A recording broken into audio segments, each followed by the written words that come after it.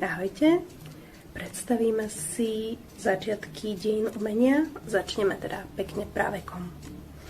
Je to najdlhšie obdobie dejín umenia a máme z neho nie až tak veľa pamiatok, najväčšia časť je z mladšieho paleolitu, ale prejdeme si celé toto obdobie, aby sme sa mohli potom ponoriť do tých ďalších období, ktoré budú asi pre vás zaujímavejšie, kde už bude Egypt, Mezopotámia a potom, keď sa presunieme do stredoveku. Tak poďme sa pozrieť na ten právek. Keď chceme hovoriť o dejinách výtvarného umenia, musíme začať na jeho počiatku, v práveku. Preto si pozrieme vývoj európskej kultúry v právekom období. Začína sa starším paleolitom, 1,5 milióna pred našim letopočtom až 250 000. Objavujú sa tam ešte Homo erectus, človek vzpriamený, využíva sa zbera rastlinnej povahy, lov, používa už oheň a prvé obytné stavby.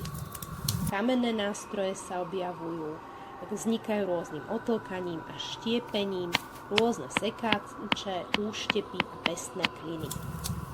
Následuje nám stredný paleolit, 250 000 až 40 000 pred našim letopočtom, niekde sa uvádza 30 000. Tu už sa objavuje hlavne neandertálec, Homo sapiens neanderthalis. Užíva špecializovaných kamenných nástrojov, sú tu počiatky nemateriálnych kultovných predstav, prvé prejavy estetického cítenia. Nástroje sú vyrábané z kamenných úštepov, tiež získavaný ďalším otlkaním, pestnými klinmi, nože, hroty, drásadlá. Používajú sa už minerálne farbivá ako oker. Dlhé obdobie, ktoré však stálo pri zrode európskeho umenia, sa začína asi 30 000 rokov pred našim letopočtom v závislosti od geografickej polohy a končí sa niekoľko storočí pred našim letopočtom alebo priamo na jeho začiatku. Koniec praveku sa tak často spája so zavedením písma a preto praveké obdobie sa nám prihovára najmä jazykom umeleckých diel. Obdobie 30 000 pred našim letopočtom až 8 000 pred našim letopočtom je obdobie mladšieho paleolitu.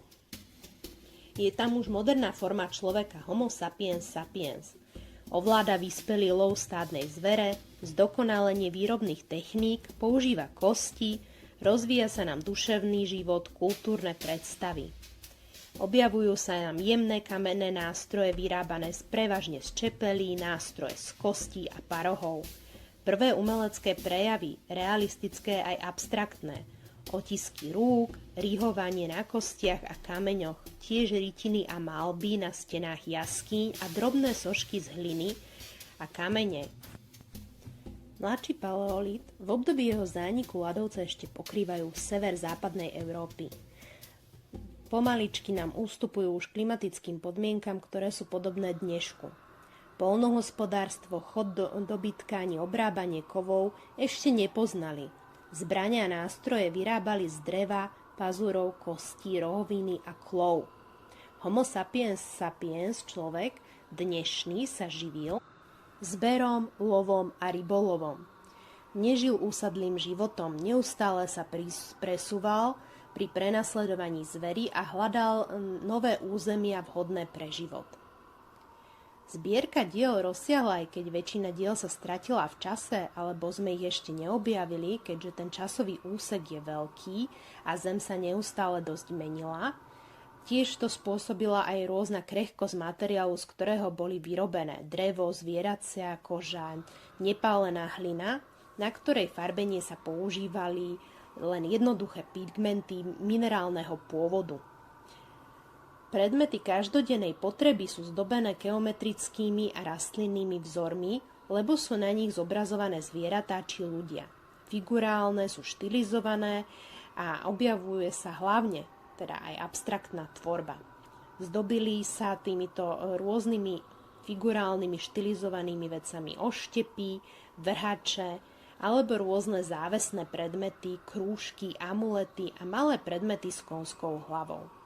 Objavujú sa nám tiež ženské figúry, ktoré sa objavujú nielen v plastike, ale aj v rytinách. Práve z tohto obdobia poznáme Venuše. Pochádzajú prevažne z roku 35 000 pred našim letopočtom až 8 000 pred našim letopočtom. Sú to ženy plnoštíhlych tvarov. Ich zmysel sa presne nepozná, ale pre zvýraznenú telesnosť sa považujú za symbol plodnosti. Od Francúzska po Rusko sa našlo viac ako 100 sošiek. Nemôžu samostatne stáť, takže sa zrejme držali v ruke. Venuše boli často so slepými očami, astrofickými rukami skríženými na veľkých ovísnutých prsiach, mali široké boky a silné stehná. Poznáme ich viacero, ktoré môžete vidieť hlavne v kópiách v rôznych múzeách, vrátane Čiech, kde sa našla vestonická alebo moravianska Venuša. Najstaršie príklady pravekého umenia, pochádzajúce z tohto obdobia mladého paleolitu, zdobili práve jaskyne rozličnými rytinami a malbami. Tie sa zhotovovali s obmedzenou škálou hlinkových farieb. Modré a zelené sa vyskytovali veľmi zriedka. Pigmenty sa získavali z minerálnych výťažkov, miešaných so živočíšnym tukom či krvou.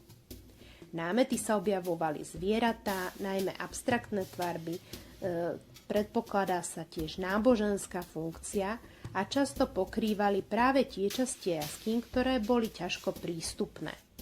Tiež sa často objavuje prekresľovanie jednotlivých motívov. Prvé pokusy o jaskinné umenie sa pripisuje človeku neandertalskému 30 000 až 27 000 pred našim letopočtom. Prvé významné maliarské diela jaskinného umenia poznáme z Lascaux, južné Francúzsko, z Altamiry, severné Španielsko a bazreliefy v Roc de Serres.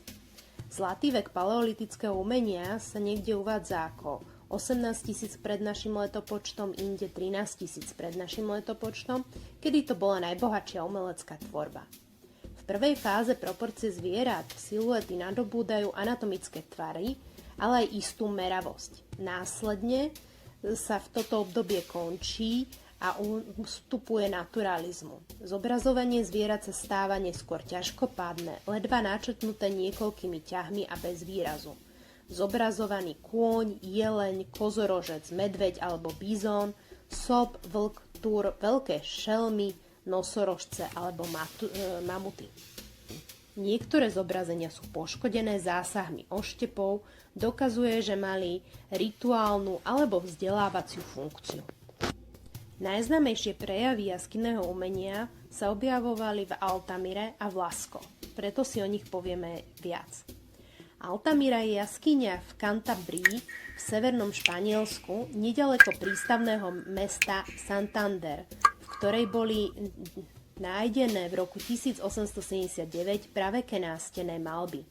Objaviteľom bol miestny lovec, ktorý na nález upozornil majiteľa pozemku Dona Sautuola. Ten sa až po rokoch začal venovať skúmaniu jaskyne, pretože v oblasti bolo veľa jaskýň. A jeho 8-ročná dcéra Mária potom našla úplnou náhodou v postrannej chodbe rozsiahle nástenné malby. Unikátny nález sa stal prvým z významných dokladov o výtvarnom umení a živote paleolitických ľudí. Dnes je správou jaskyne povedené špeciálne zriadené múzeum, v ktorého areáli je vytvorená aj presná kópia Altamiry, zachytávajúca jaskyňu v dobe 35 000 až 13 000 pred našim letopočtom, keď ju obývali lovci a zberači. Vstup do jaskyne originálnej je prísne regulovaný a je možný len jedenkrát za týždeň pre skupinu maximálne 5 osôb.